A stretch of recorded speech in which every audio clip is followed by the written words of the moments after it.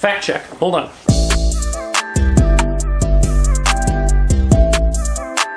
What's happening, everybody? It's Scott here from WFLBC, and you can see I'm wearing the exact same thing that I wore in my 10 to 24 millimeter lens review. That's because it's literally 2 minutes later. The 10 to 24 millimeter lens is now back there, and I've put the 56mm f1.2 lens on this XT100 to just give a quick lens review. Now, this is the fastest Fujifilm lens I've ever used. They do make a couple of other f1.2 lenses. Actually, is that true? Am I lying? Fact check, hold on.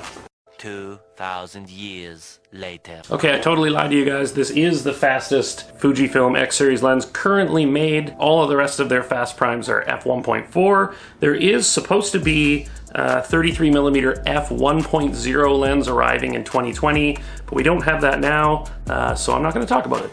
So this lens, it's an older lens. It's been around for a while. And I've shot with it before, but I've never reviewed it, so I got a review copy from Fujifilm. This one has been around the block. This is a well-loved lens. The focus ring and the aperture ring, they've been loved pretty hard, but it's still holding together really well, which is a good sign for durability of this equipment over the long haul. When I first started shooting with this lens, I just wanted to shoot it wide open. I wanted to get that f1.2 because, I mean, like, what's the point of having this lens if you're not going to get that beautiful, creamy, blurred out background? And that's essentially all I did with it. My initial reaction to this round of shooting with this lens wasn't good. And I found that the autofocus hunted a bit more than I would like it to. I found the images very soft while viewing them on either my XT20 or this XT100. Just viewing them on the screen, I found that they looked very soft, but once I transferred them over to my computer and put them through some editing software, I didn't sharpen them or anything, just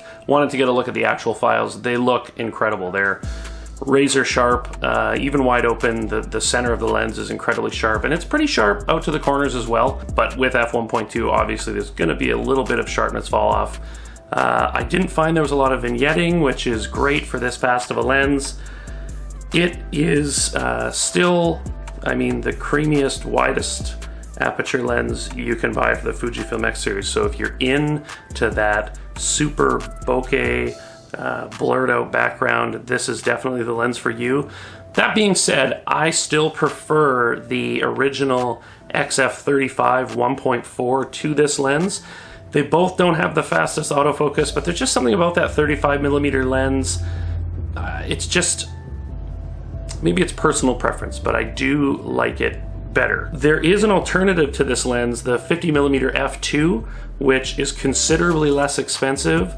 The autofocus is very fast on that lens, and with the couple of stops that you lose, is it 2 stops, 3 stops? Anyways, you go from f1.2 to f2. With the high ISO performance of modern cameras, that's not as big of a game changer as you would think. You're not going to get as insane of a blurred out background, but f2 is still going to give you a very nice bokeh, and that lens design is much more compact than this. This is a pretty big lens. I have a hard time recommending this over that.